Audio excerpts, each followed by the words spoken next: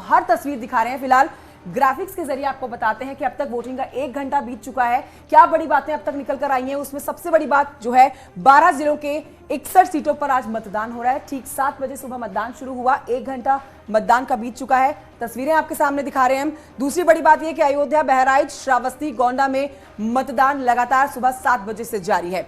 बाराबंकी, चित्रकूट, कौशांबी, अमेठी में वोटिंग है। तो ये 12 जिले हैं जिन पर आज 61 सीटों पर वोटिंग हो रही है। सुल्तानपुर, प्रयागराज, प्रतापगढ़ में भी वोटिंग लगातार जारी है। रायबरेली की एक सीट सलोन में वोटिंग लगातार जारी है। तो ये वो तमाम जिले जहां पर उनकी हर सीट का आपको ब्यौरा देते हुए बता रहे हैं कि वोटिंग सुबह शाम 7 बजे से शुरू हुई।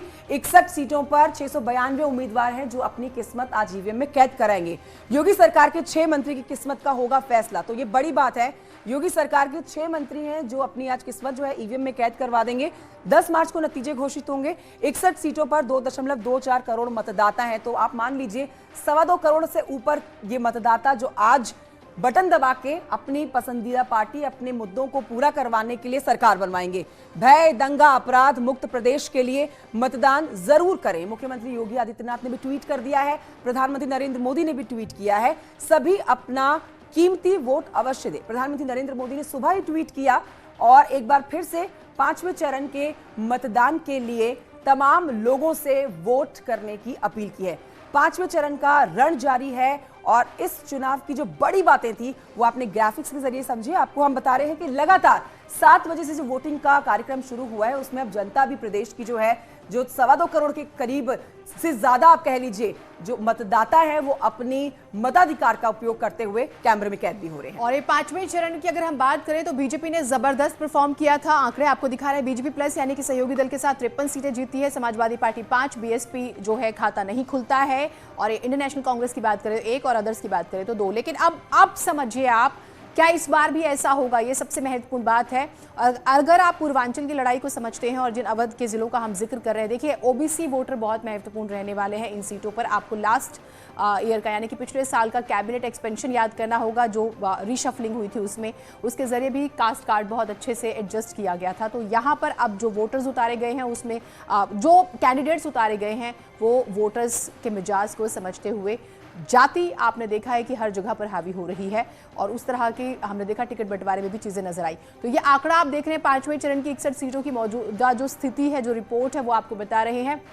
श्रावस्ती की जो है हम तस्वीरें आपको दिखा रहे हैं, 62% जो है वोट प्रतिशत रहा था। कंचन, कोशिश ये है कि ज्यादा से ज्यादा वोट प्रतिशत बढ़े। बिल्कुल, ज्यादा से ज्यादा वोट प्रतिशत। और देखिए अभी आखिरी का तीसरा चरण आप कहिए, 2 चरण और बचे हैं जहां पर वोटिंग होगी। फिलहाल हमने ग्राफिक्स के जरिए अपने दर्शकों को बता रहे हैं कि देखिए 2017 में वोट प्रतिशत क्या था इन जगहों पर। बहराइच में 58% जो हुई थी वोटिंग। अब ये देखना बहुत जरूरी हो जाता है कि क्या अब 2022 में इससे ज्यादा प्रतिशत हम देख पाएंगे या फिर कम संख्या में हमें यहां पर प्रतिशत का आंकड़ा देखने को मिलेगा। बाराबंकी, बहराइच के बाद बाराबंकी में 66% का मतदान हुआ था 2017 में, जिसमें बीजेपी की बंपर जीत हुई थी। गोंडा की बात करें तो यहां पर 57% वोटिंग हुई थी 2017 में। अब बढ़ते हैं आगे, जल्दी से आपको बताते हैं अयोध्या में कितना हुआ। अयोध्या में 60% की वोटिंग पिछली बार 2017 में हुई थी। ये आप वोट प्रतिशत जान रहे हैं। सुल्तानपुर में 57% 2017 में वोटिंग हुई थी। इसके अलावा तो और भी कई जिले हैं, जी वो जिले हैं जहां पर इस समय 12 जिलों में वोटिंग चल रही है। 61 सीटें हैं कुल जहां पर वोट डालने के लिए सुबह 7 बजे से लोग पहुंचे हुए हैं। प्रतापगढ़ में आप जान रहे हैं यहां पर 55% की वोटिंग पिछली बार 2017 में हुई थी। 53 वोट मिले थे कुल बीजेपी को इन 62 सीटों में। इसके अलावा आपको यह भी बता देते हैं कि चित्रकूट में कितना प्रतिशत पिछली बार दर्ज किया गया था। तो चित्रकूट में 60% की वोटिंग 2017 में हुई थी।